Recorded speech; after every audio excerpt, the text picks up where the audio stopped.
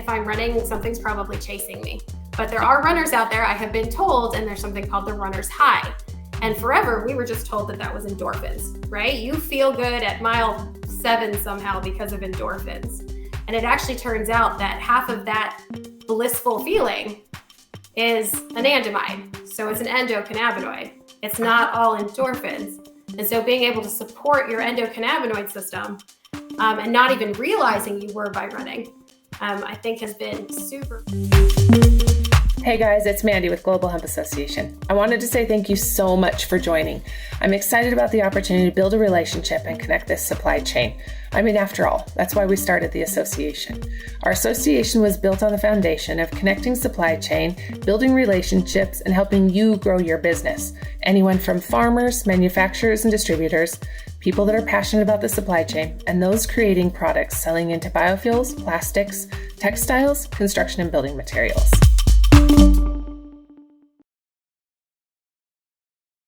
Hello, I'm glad that we got hooked up. Technology is awesome, but I'm excited to have you today, Marielle, and I'm excited to explain what you guys are working on and some of your background.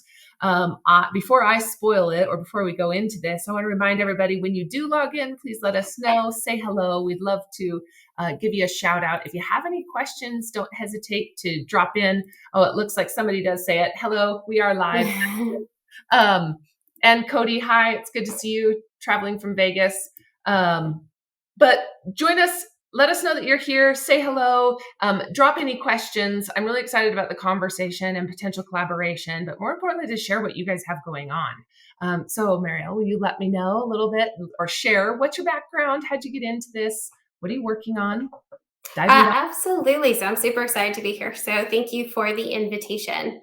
So I'm Marielle Weintraub. I'm president of the US Hemp Authority. But I will start, I think, quickly with a short story about how I ended up in this industry, because I think everyone always has some interesting, quirky way that they ended up in the hemp industry.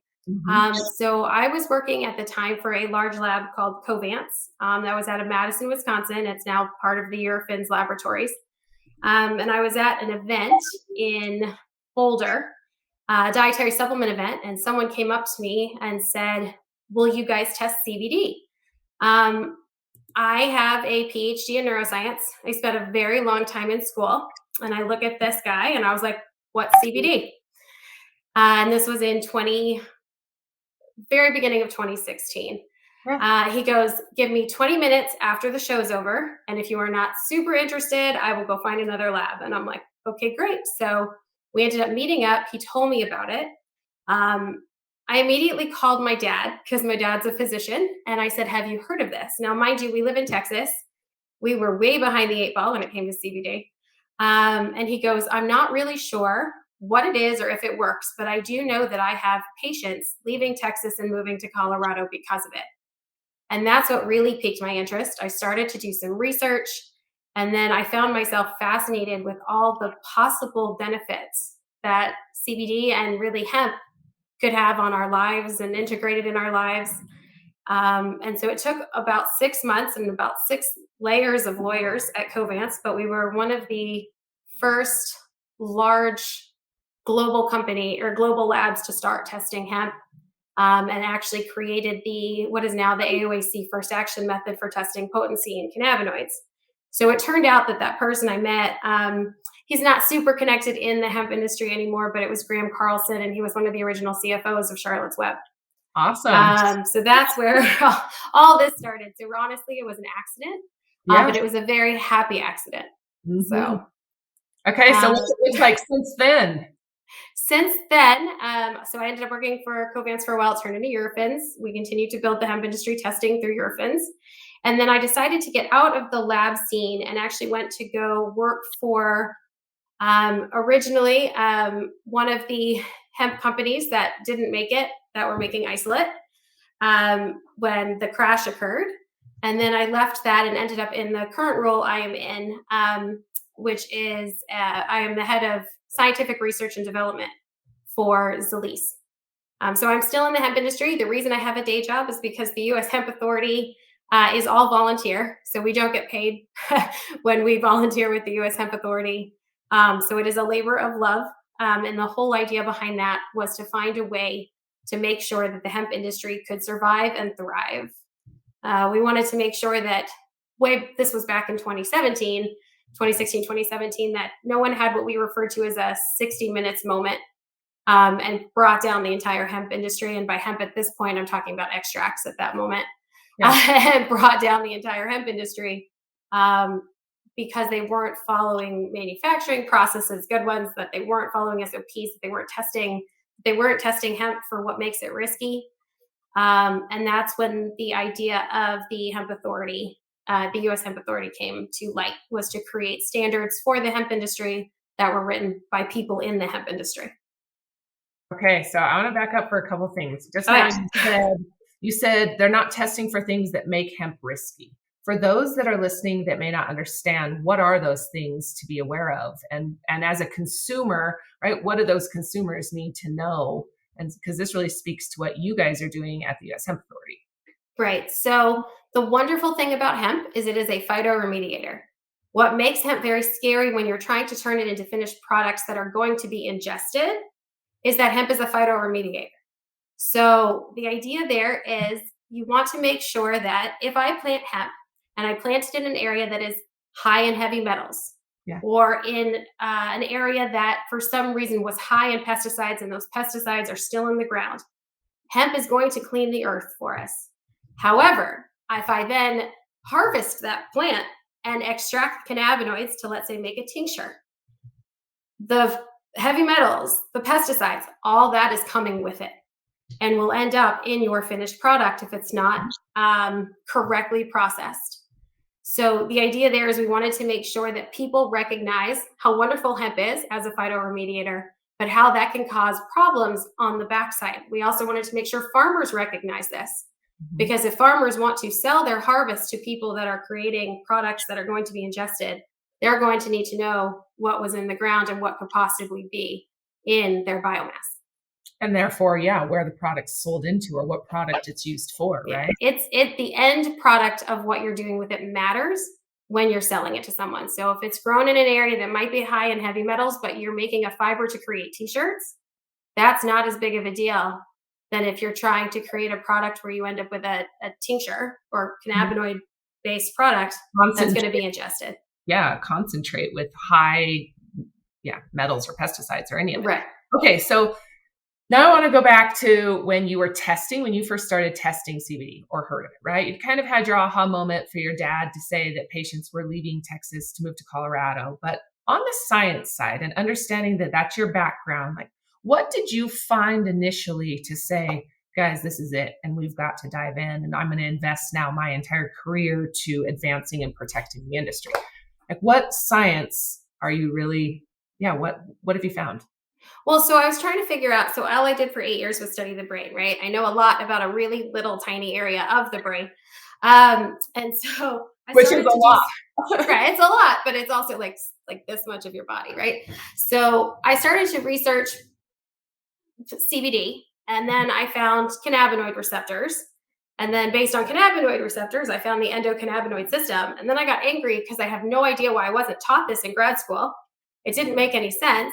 And then as more and more research, I just started looking up, and I went back and back and back, and I ended up in the 1940s, 50s, and 60s, finding information about cannabinoids, about THC, about CBD, about the various receptors. And then eventually in the 80s, you find the discussion of the endocannabinoid system.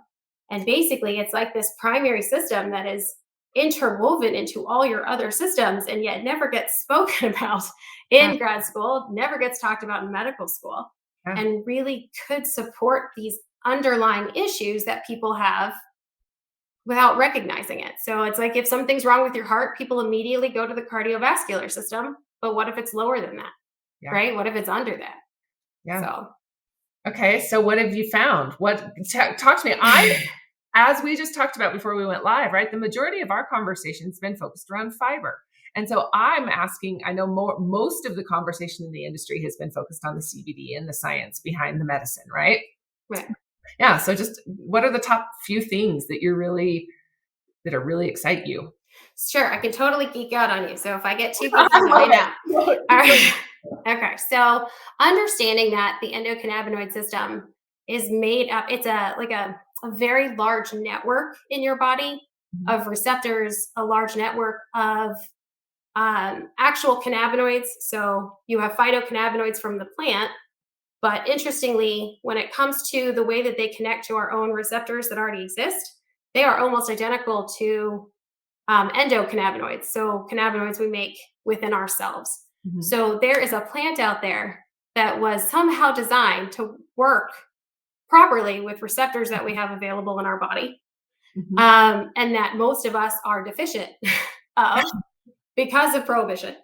And then we also have things like, I think what was so interesting, one of the first things I learned is I am not a runner. Um, if I'm running, something's probably chasing me. But there are runners out there, I have been told, and there's something called the runner's high.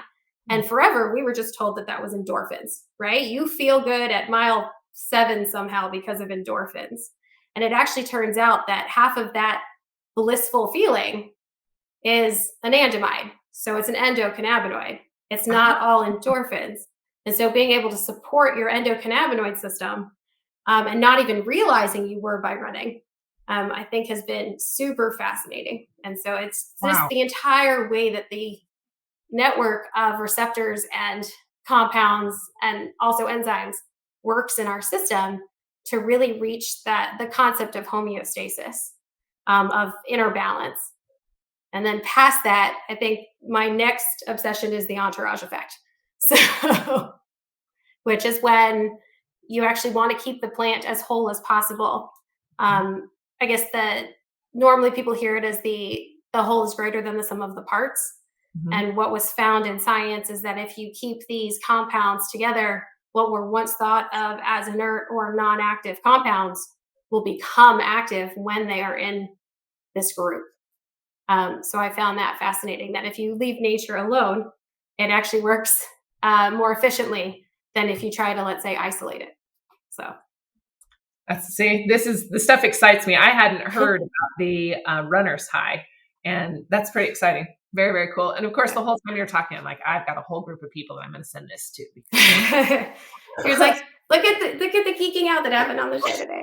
I love it. Well, and I would really like to start presenting and sharing some technical talk, right? And get into the geeky subjects. And there's a couple people that I'd love to have on, a couple of you that have done a great job within the industry and are really leading with positive impact to be able to come up and geek out because you guys can carry conversation about it so much better than I can because I just don't know some of it. So, okay, so talk to me about the regulatory piece within the industry, right? We've talked a little bit about understanding why it might be some of the risk, but like, what do we need to do about it? And it's, I'm going to preface this with it's still amazing to me the lack of understanding in that risk and why that risk is still there, right? With the lack of regulation around the labs or what needs to be on the label or what can and can't be sold and where it's grown and so forth. So can you speak to what we're going to do and some of the solutions?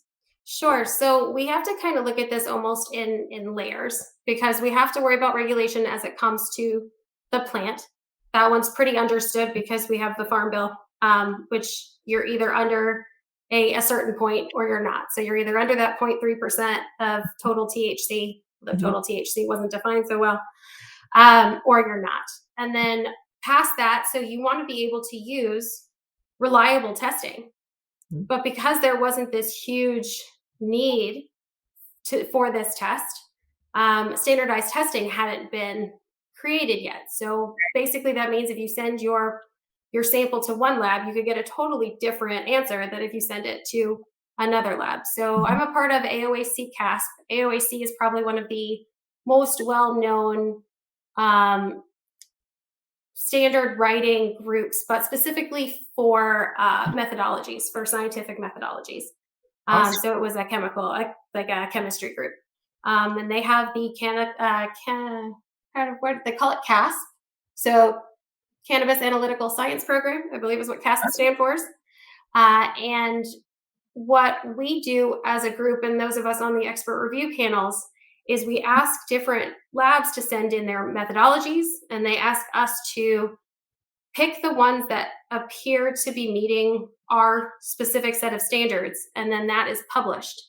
And basically the labs give up their ownership of that method, but it also comes with a lot of press and impressive and credibility spaces. But what that allows the other labs to do is to use those methods. And so you start to standardize testing. Now then, so we're standardized testing, but we still don't have the ability for the lab to call and order, when this is what gets confusing because it's the same word, is a standard, which is what you need to compare your sample to. So there isn't a standard that you can order yet that they know will be perfect in order to compare what they're testing. So right now, if you test ginseng, you can order your ginseng test or your ginseng standard, and you can tell if what you're testing is identical to what should be ginseng. So there is another government organization that is outside of justice. They're actually part of commerce called NIST, NIST, and they are working to develop standards for the lab, which would make the labs that much stronger. So the US Hemp Authority is working alongside NIST in order to try to get more samples and follow the line of from the farmer to a product, so that we can build better standards for the lab, so the lab can do better testing for us. Past that, we then have to look at both state and federal regulations. So although when it comes to things like food, dietary supplements, and cosmetics, although FDA has not officially given the green light for cannabinoid-based products, what the Hemp Authority has tried to do is get the companies that are creating products to look at themselves as if they were already being monitored by the FDA. Yeah. And to do that, we want to follow the rules that FDA has already set aside for dietary supplements, food, and cosmetics. All of those can be found in the Code of Federal Regulations. And so we wanted to make sure that people knew about them. We wanted to educate about them, show people where to find them, but then also teach about what makes hemp different and what you have to do in addition to following those rules in order to assure you have a safe finished product for consumers. Okay, can you speak to some of those? Sure. So the ones for FDA, or if you're having trouble falling asleep, go to CFR 111 or 117. 111 is for dietary supplements, 117 is for food, and they tell you what you can and cannot do when you are manufacturing. They tell you need to test for what makes your product risky. Mm-hmm. They don't necessarily tell you what you have to test for or how you test for it, just that you have to. And so that's where the US Hemp Authority came in, because we know that as hemp is a phytoremediator, we need to test for heavy metals and for pesticides. Mm-hmm. And as people like to process it with different compounds, we need to test for residual solvents. Yeah. And then you have states throwing in rules. So I think the mycotoxin testing came from a requirement from the state of Colorado. And then other states started to recognize that need to test mycotoxins and add it to their state regulations. It kind of snowballs from that. Where are mycotoxins coming from? Mycotoxins are similar to a way a fungus would grow. So if you are drying your hemp in a way that isn't drying it and you're leaving it slightly moist, it has the ability to grow these types of fungi or these types of microbes that can then cause some serious damage mostly if inhaled. So if you're going to smoke the hemp, but can also theoretically be in finished products that you are like consuming. A concentrate, a cart? Yes, theoretically. Yeah. Most of the time, I think the issues I've seen with mycotoxins mostly deal with inhalable hemp or cannabis. Interesting. Okay. So talk to me about this intoxicating piece versus non-intoxicating part of hemp, right? You kind of mentioned that over the 0.3%, but yeah, talk to me about this once it's extracted. Sure. Once it's extracted, well, you're going to seriously sit there and concentrate everything. But theoretically, when you have a finished product, although it hasn't really been spelled out, most of us look at finished products and we need them to come in under 0.3% of total THC. From the very beginning, the US Hemp Authority wanted to really pay attention to the spirit of the Farm Bill, and not necessarily just the letter of the Farm Bill. And so we wanted to make sure that because we got hemp across as non-intoxicating, right? We wanted to make sure that when we were looking at finished products and putting our stamp on these products, that they were not intended to be intoxicating products. And so from the very beginning, even before we have entered this world that we are in now with all these different analogs and versions and conversions of different cannabinoids, that from the beginning, we would not allow people to advertise or market the fact that these products were intoxicating.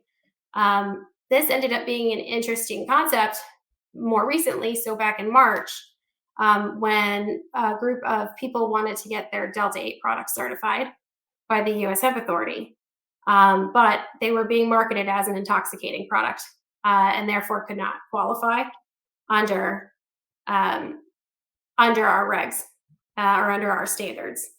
And so we wanted to make sure that so in the beginning, I mentioned trying to avoid the 60 minutes moment.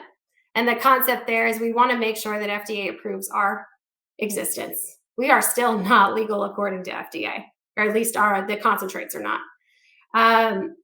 And so we want to make sure that FDA finds a way for us to coexist under, let's say, dietary supplements and underneath food and underneath cosmetics.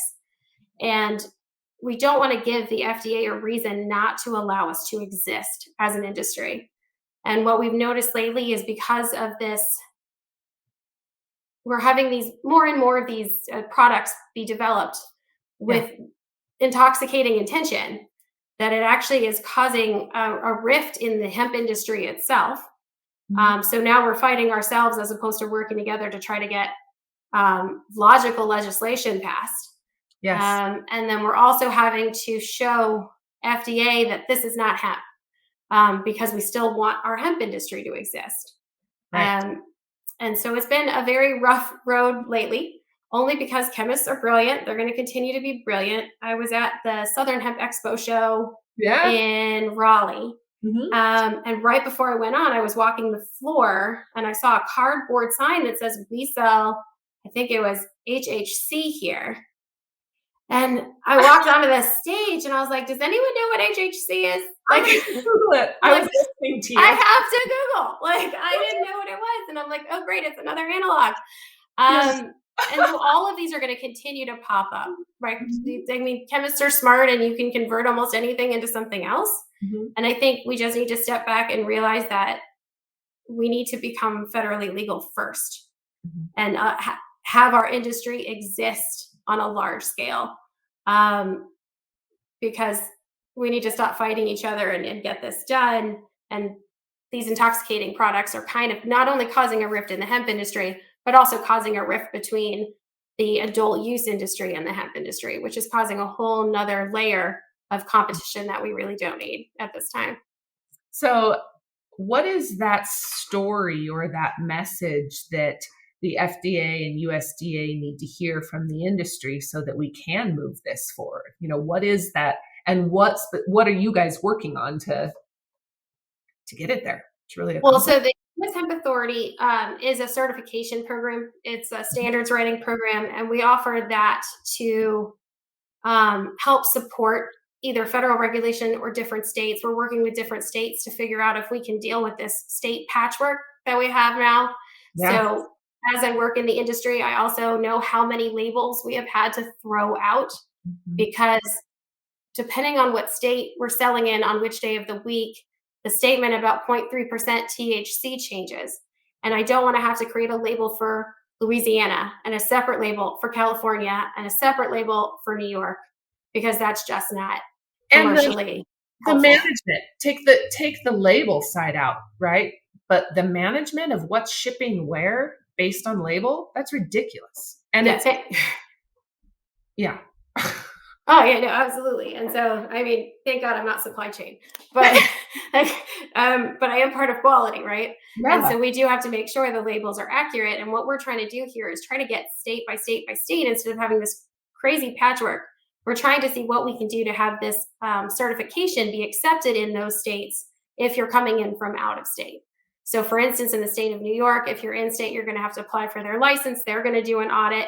But what are they going to do about the people, let's say from Massachusetts, who want to sell in the state of New York? How do they approve them?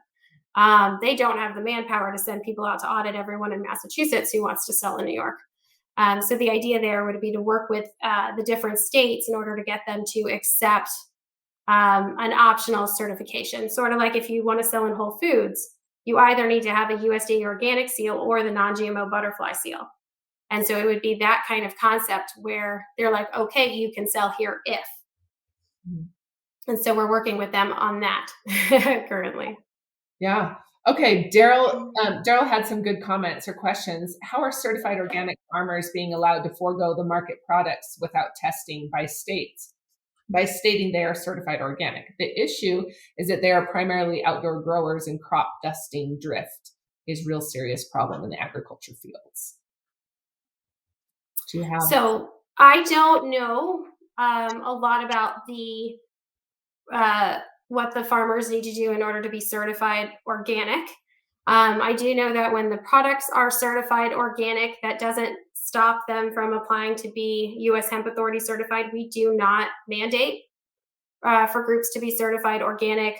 What we do mandate is that we see C of A's that show that pesticides, if present, are within legal limits of the states, if those states have pesticides that they allow to be used. Yeah. So I'm not sure I can answer that question fully. So I apologize, Daryl. I'd be interested, Daryl. Well, let's bring this up. I've got actually a farming discussion this afternoon for anybody that's interested in joining. And this is a great question about this piece and the testing side. So you guys require the testing. Tell me what the testing, if somebody's getting a certificate from the US Hemp Authority, what does that look like? What is the process that's required, and what does that assure then back to the consumer? Sure. So we have, because when we developed the US Hemp Authority certification originally, there were maybe 100 people in the room. And it's changed quite a bit. But even then, we all really knew each other. We didn't want people to not go through the certification program in fear that they would fail and their friends would know. So we created a separation, and we made sure to hire a third-party independent auditing group. We use Food Chain ID as our auditors. And what they will do is they will come in, and all of our standards are actually available online. You don't have to join to see the standards. But if you go to ushempauthority.org, you can pull down the standards and read them. But what they're going to do is they're going to ask to see certain things. They're going to ask to see your manufacturing procedures. They're going to ask to see ingredient lists. They're going to want to know who you're buying your ingredients from. And they're also going to see that you are testing these products or these ingredients, and they're going to look at your C of A's. And depending on what your product is and how it's made, or the C of A's they're going to view. Because the idea is if you're saying you are organic, then they need to make sure that what is on your label is truthful. So we want to make sure that what you're saying is true, what you're showing consumers is true, and that when you're testing your products you're using, or your finished goods, or your ingredients, or your hemp, you're using methods that were developed for that specifically. You don't want to send your hemp to a group or to a lab, even if they're ISO accredited, which means they have an international standard for accreditation. Even if they are, but if they are certified to test water, you don't want to send your hemp there unless you're testing water. So we want to make sure that people are using labs that are using what are called fit for purpose methods. And so you're testing what you think you're testing it accurately, and that way whatever is on your label is being displayed in a truthful manner.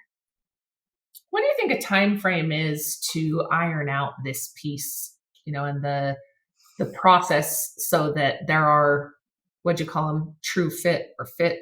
Yeah, fit for purpose tests. Yeah, labs in this industry. What are you supposed to So there are quite a few now. What's helping is this desire to want to standardize testing and have these methods developed. So that really is helping with fit for purpose, because you can tell which methods were made to test, for instance, gummies, versus which methods can be used to test, sparkling water with cannabinoids in it. So that is already existing, which is great. And it's getting people to recognize that there are groups like the US Hemp Authority out there, and that these seals are being developed specifically for consumer transparency, right? It's there so that the brand can say, please trust us, and this is why. So we aren't out there to say, so the US Hemp Authority does not have members. We're not a member organization. You are either certified or you are not. You can't join the US Hemp Authority unless you are volunteering either on the board or on our technical committee, because we want to make sure we're having people in the hemp industry writing standards for the hemp industry.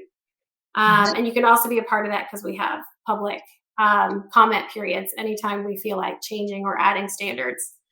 And then we are also, and this is what I see on the internet, just so you guys know, while I have your viewers here, because you've got a very different array of people here, is we are not pay to play. You cannot pay to join. We don't have a membership. So either you pass the audit and then you pay for your ability to use the seal, or you can join any other organization as a member. So we have a organization who originally seed funded us to exist called the US Hemp Roundtable. Yeah. They originally gave us the money to create this association and the certification. And then after that first year, we have not needed or asked for any money since, nor do we demand that US Hemp Roundtable members be certified, nor do you have to be a part of the US Hemp Roundtable to get certified. I actually believe now most of our certified companies are not part of the roundtable. And so I want to make sure that gets out there, because we are two very separate organizations. We just needed money for funding to start. And at that point, the Hemp Roundtable agreed with the importance of having a self-regulating organization. So we are separate. And if you are interested in getting the certification, if you go to the website, thank you for putting that in the chat. But if you go to ushempauthority.org, then you are able to find out how to sign up to get certified.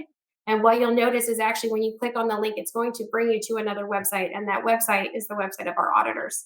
And you go completely through them. I never know who's getting certified until I sign off on the final certification audit. So for the licensing agreement. Can you speak a little bit about Kayla had a question. I'm going to go back really quick. Sorry, Kayla. Let me see if I can find it on here. She said, greatly appreciate your insight. We are fighting right by your side. If the FDA or classifies cannabinoids as supplements, how does that change the labeling issue state by state? So that's going to be an interesting change. So this is when I guess it's going to be a state trumps federal situation, because according to Colorado, you can have cannabinoids in food, you can have cannabinoids in supplements, you can have cannabinoids in clothes, whatever. In the state of New York, you're allowed to have them in supplements, but I don't think you're allowed to have them in cosmetics. It's something funky like that. So if FDA only approves, let's say, cannabinoids in supplements, I think it's great that they would finally approve something. I think it would be a big miss, especially for our farmers, if it was only approved in supplements. But I think it's then going to become a state-by-state issue of where you're selling and what it's labeled. And I'm not sure how we get around that, because you're going to have some states that are defaulting to the federal regulations, but you'll also have some other states that allow you to sell your specific products. And so that might get a bit messy for us. And I don't know if there's an easy answer of how that would change labeling. Who else in the industry has that information on what states are different? Like, is that something you guys have, or US Hemp Roundtable? I think the US Hemp Roundtable keeps a list that their members pay for. I believe there are other organizations. I know Vote Hemp used to keep track of things like the amount of acres being grown. Right. In different states. The regulations or the differences in rules, right? Especially as people are across the nation. And I think this is where it gets a bit confusing, because for those of you guys out there who are a part of the food industry, there's something called Prop 65 in California, where you have to be very transparent about very interesting compounds and whether or not they exist, to a point where you have to put a symbol if any of these exist, and you'll now see this cancer symbol on things like Thin Mints. From the Girl Scout cookies. And so I refer to the hemp industry right now with this state-to-state regulation issue as Prop 65 on steroids. And I'm not sure it's necessarily going to get better immediately. I think with the FDA, let's say, approving cannabinoids as supplements, hopefully banking will get easier for us. Card processing would hopefully get better for us. But I'm not sure the label issues will be immediately solved just because we do have these state differences that are still going to exist even with FDA making a decision.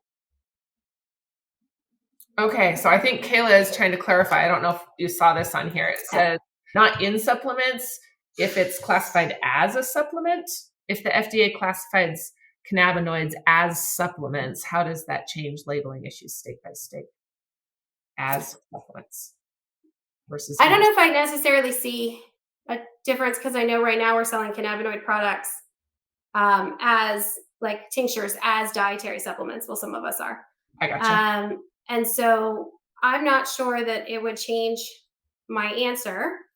I do know that what might happen immediately if FDA does classify cannabinoids as a supplement is that we then need to follow very specific FDA regulations, such as like new dietary ingredient notifications.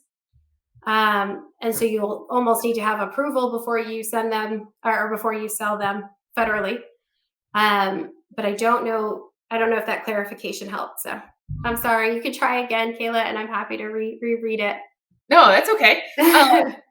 So Kayla and I work really close together, and she's serious when we say we're fighting right alongside you and really looking to collaborate. So that's great. What does the future hold then for these state by state, organizations? What does that look like? Well, I'm hoping clarity from the FDA might start to relieve some of that. I know when USDA rolled out their final rules, it got a little clearer on the farmers of what needed to be done, other than we're still fighting some of the needing to use a DEA laboratory and things like that. But when we have these rules, it might get a little easier on some of us who, let's say, aren't selling food products and supplements and cosmetics and t-shirts or whatever it is we're selling. And hopefully that it'll get a little clearer that we can then start following FDA regulations when it comes to manufacturing processes and what we need to test. So right now, testing for the companies is incredibly expensive.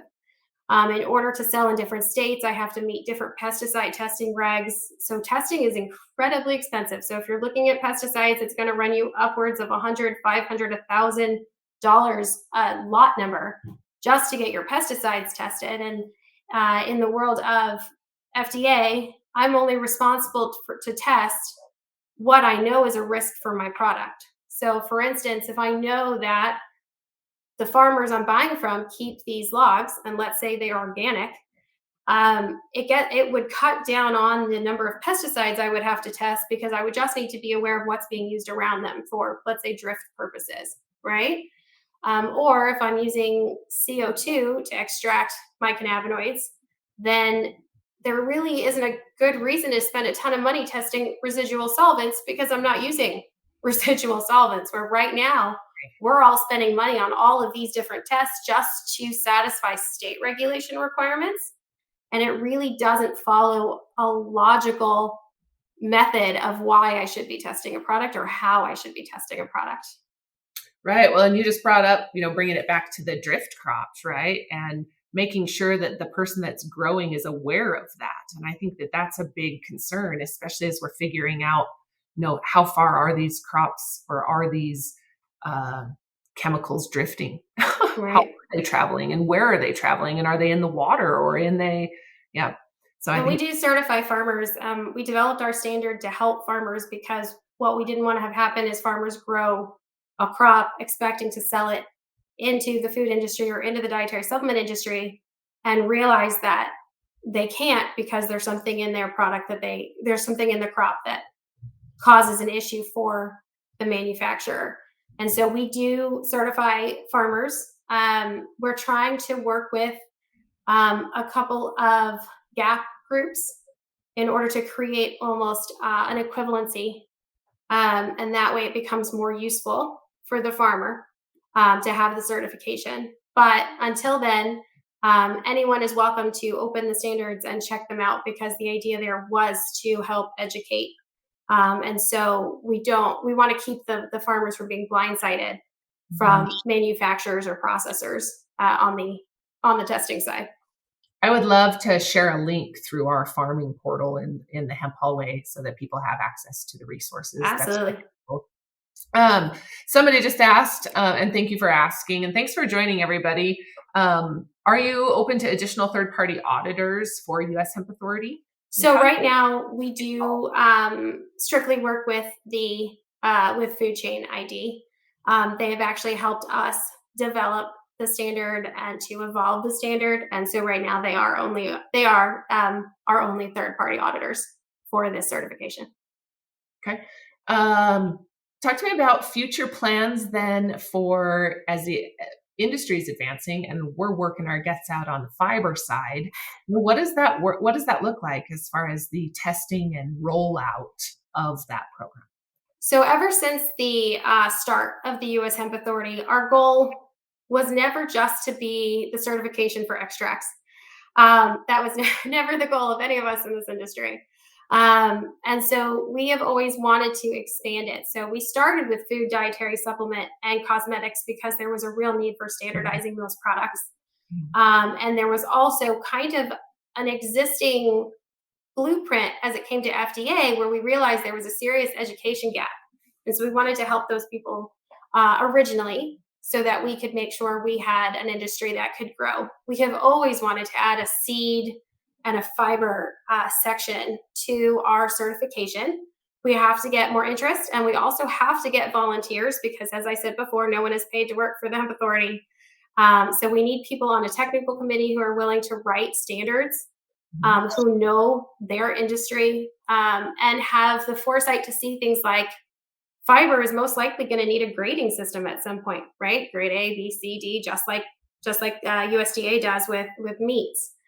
But honestly, I don't know enough about fiber to do that. I couldn't even start to do that. And we want people who know their section of the industry to write these standards.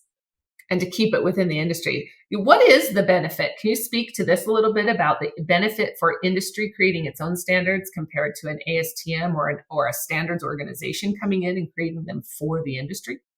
Sure. So self-regulating organizations have been around a very, very long time, and probably the most well-known is the organic industry, which used to be divided by different states and groups. And deciding to create the self-regulating organization brought together the idea of what was needed, and then USDA took it over at some point. But when you're writing standards for a group, but they're being written by people in that group, you end up with much more logical and useful standards versus, let's say, a different group just trying to create standards. And so you'll grab other people's standards, right? Maybe you'll grab, we've all heard, and it's not necessarily true, that hemp is very much like cotton. So what we don't want to do is grab the cotton industry standards and try to make those fit the hemp industry, where you get a much better standard and you get much more buy-in from your own industry if you're writing standards that make sense for that industry and are written by people who are looked at as experts in the industry. So when we first started, we made sure that we learned the hard way. So in the beginning, we didn't have enough people on our technical committee. And we took quite a beating at a meeting at Natural Products Expo West after our release of what was 1.0. But that was probably the best beating we've ever taken because it extended our technical committee. We added academics. We added more farmers. We added processors. We added retailers. And then our board expanded to add an ex-Attorney General of Arkansas. We have ex-DEA, ex-FDA. And we just keep evolving. But because we're evolving as an industry, the more people, the more points of views, and the more expertise we can get really does balance out what these standards look like.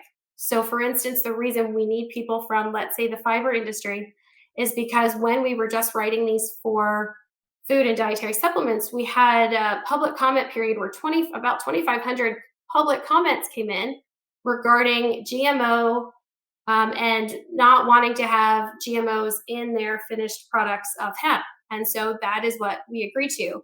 That won't work well for the fiber group, right? And are we really concerned about having non-GMO fiber when we're making shirts, right? So we really do need a separate set of standards written by experts in that section of the hemp industry. It's been I've been taken back a number of times by the lack of understanding and the difference in these two different industries, right? And down to, understanding that the fiber in the stalk of the cannabinoid, high resin plant or type 1, type 2 cannabis is not the same as the fibrous plant that we're growing for a textile or even a herd or construction building material, right? And I think even between those, there's going to be difference in expectations and standards, right? The clothing or fashion industry definitely calls for more of an organic fiber than the construction space. It's just what can we do with those products? And so I would definitely put a call out. I would love to, bring some of our members together, especially if this is something that you're working on and active. And so maybe let me know what that looks like. And then we can, shout out to anybody that's listening, but then anybody that, is part of the organization that wants to actively get involved, because these are topics that come up all the time. So what are the benefits? I definitely understand them, but I'd be interested in your opinion and coming from you. What are the benefits to a member of, say, GHA to give up that information? Like you said, when the labs first came together and they gave up their processes that set those standards, what is that benefit then to those within this industry? So I know, for instance, in the current US Hemp Authority standards for food, dietary supplements, and cosmetics, we when we decided to help people find what methods they should be using and how to test what they were testing, we ended up relying a lot on a different dietary supplement organization called APA, the American Herbal Products Association. I know that they were willing to support us, and in turn, because of that support, ended up with an entirely new group of membership as a part of their organization, because the hemp industry was so grateful for this support. And so I know that is part of it. Also, if you look in our standards, we give credit where credit is due. So we point out that it's the cannabinoid potency method we run is from, and we give the AOAC number of where it came from. We have direct links to APA's, I think it's their heavy metals and pesticide testing levels that they suggest and their micro levels that they suggest. We also point out things that came from USP. And so we are not in the business of stealing things and not giving credit where it is due.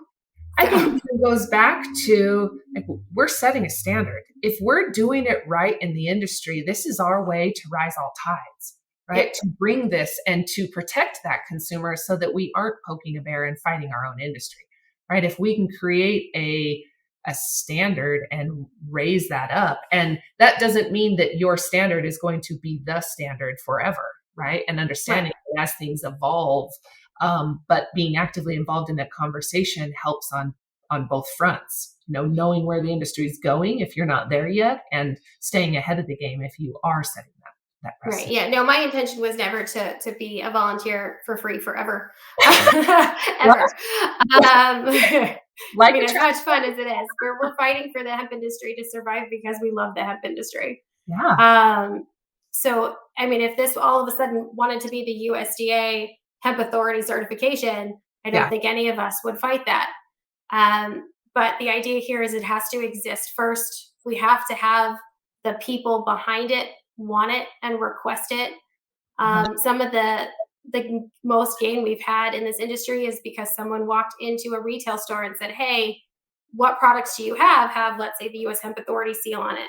The same way you'd walk in somewhere and say, "Hey, which products of yours are USDA organic?" Right? So it needs to have that same kind of consumer request behind it.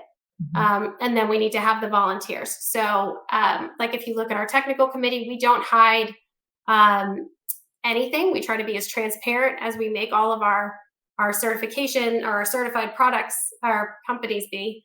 And you can see who's on our technical committee. You can see what company they work for. You can see if they call themselves a grower or a processor or manufacturer or brand owner. Right. And we would like that same thing to occur on the fiber and seed side, where we know what kind of fiber you're making, what company you're working for, what your goals are, and what you're striving to do in order to help support the hemp industry and your particular section being fiber, seed, or food. Right. Right. Oh, this is exciting. When I very first started this, the conversation around the fiber side, especially attached to the textile industry, and the opportunity that we have to make a real change without having to fix. I mean, the cotton supply chain and the track and trace or traceability is so broken that we have an opportunity to really change that based on this certification or a standard. And so I would be interested in, what is included on that on the fiber side for each of these different verticals, and I guess contribute to that. How about that? As well, it's really going to be a what do you think you need? And do you have the experts to help us build that? Because I honestly don't know enough about the fiber side to even start to build a standard that would probably be acceptable by any of you.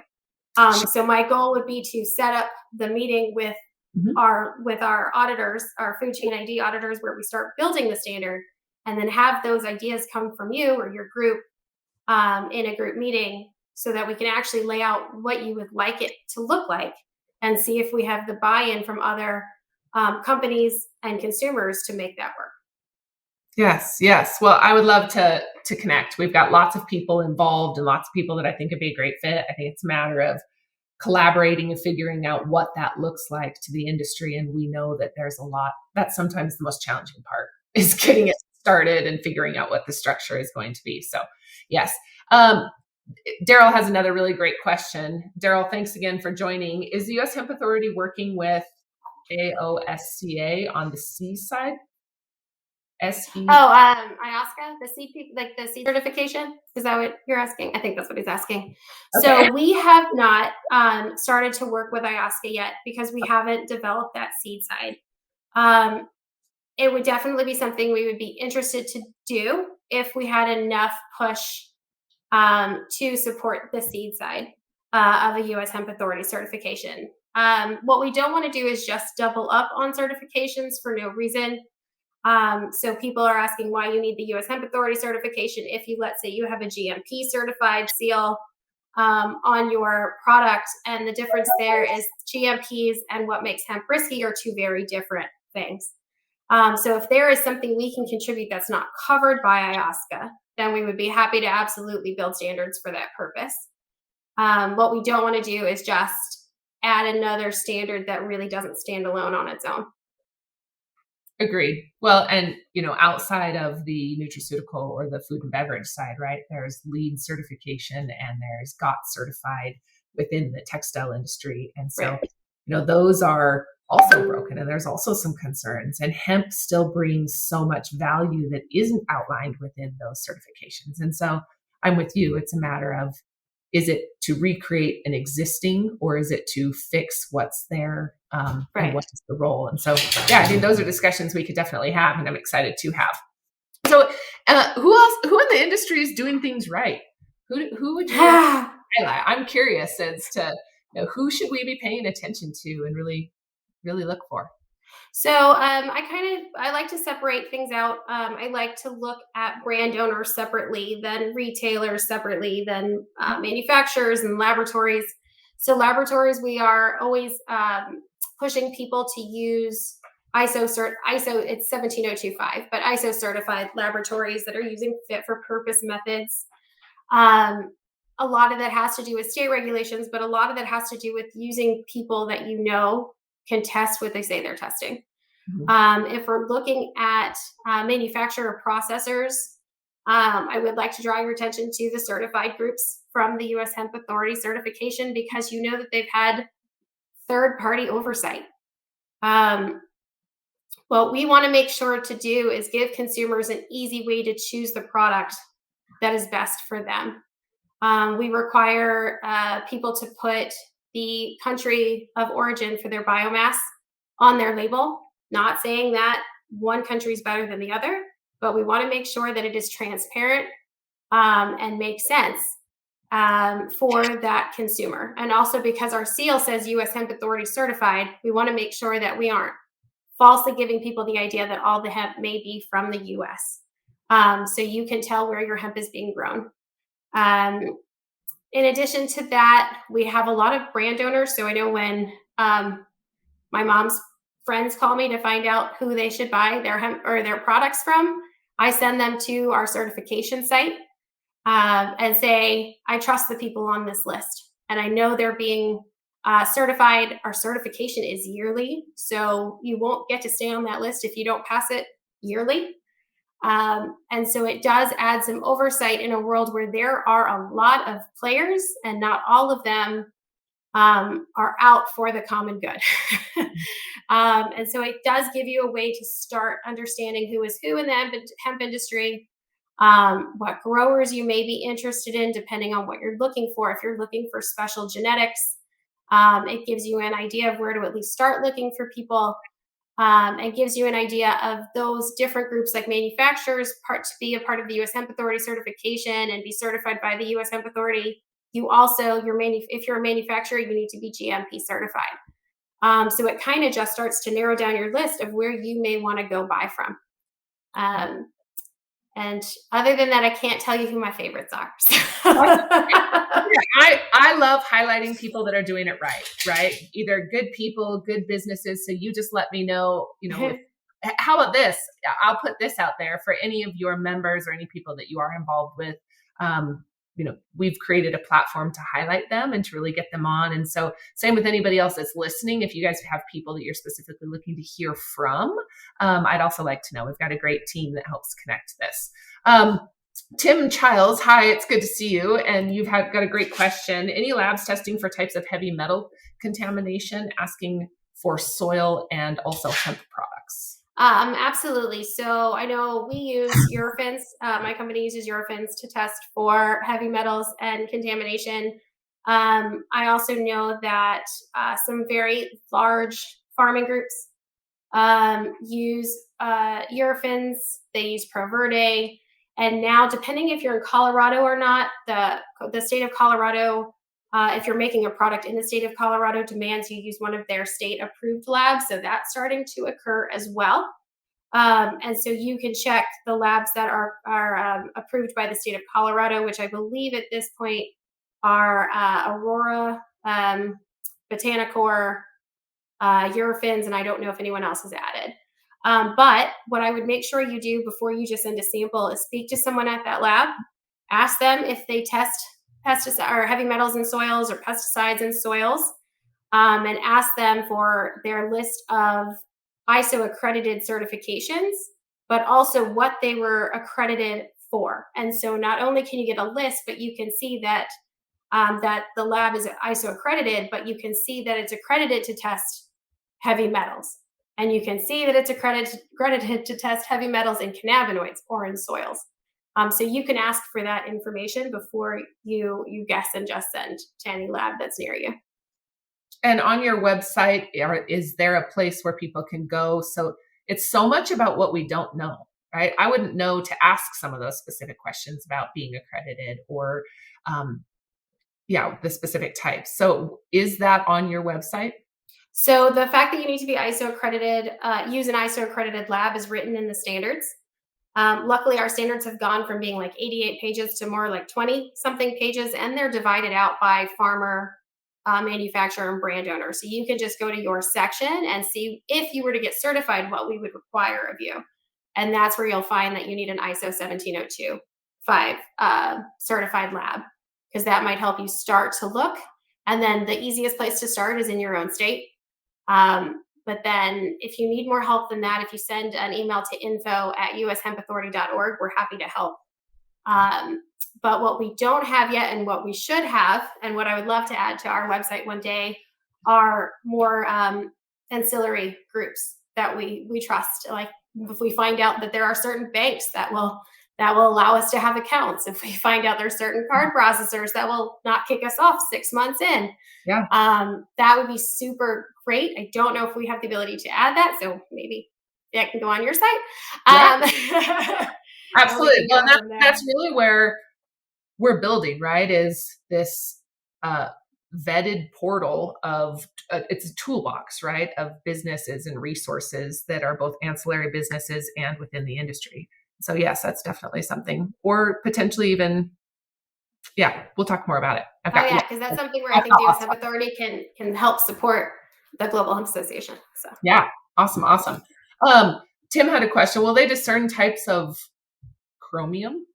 That's going to depend on the lab and whether or not they have the ability to do so and how much you want to pay in order for them to do so. So I have not had to decipher or discern different types of chromium before, but I am sure there is a chemist in a lab out there that can do it. I just don't know which one nor how much it will cost. Awesome. Great questions, Tim. Well, thank you so much for joining today. I'm excited about continuing the conversation. Are you traveling to any coming up events or upcoming events here soon? So I was just at She. Yes. I have yet to miss a NOCO. Uh-huh. And I do normally tend to go to Expo West and Supply Side West, but I am going to Europe next week to visit my brother. So I will be missing that show this year, but I don't think I have totally planned out. I don't think I've even thought about 2022 yet. I didn't realize we were at the end of 2021 now. So I really have to start looking there. So I don't think I have any set yet. But I do tend to post them on my LinkedIn when I do speak places. So. Cool. Well, I'd love to come and watch. We'll have to collaborate or meet up face to face. I'm all about the face to face events now. Now that we've kind of built a network, it's fun. No matter where I'm at, I always have somebody around that we can stop and talk to. I know there's been years. I feel like it's been years since I've seen a lot of the hemp industry that I'm used to running into. I think they've all I think at some point walked across your show here. So it's like Josh Hendricks and Annie Rouse and Joey Beckerman and a whole bunch of others who we're used to seeing and running into at different shows, and it just feels like it's been forever. So. Well, that's the best part is at least we can connect this way and then hopefully reconnect or reunite later on. Anyways, thank you very much for joining. Holler if you need anything. If anybody else has any questions, don't hesitate to reach out. We do have a meeting later today that you'll find on our hemphallway.com or Global Hemp Association. It's our farmers meeting. And we're going to be speaking about agronomy and hemp farming and agriculture and the impact of the hemp itself on the rotation crops and so forth. So feel free to join. You can register. It's a Zoom link, hemphallway.com. And then again, if you have any other questions, don't hesitate to reach out, and we'll see you later.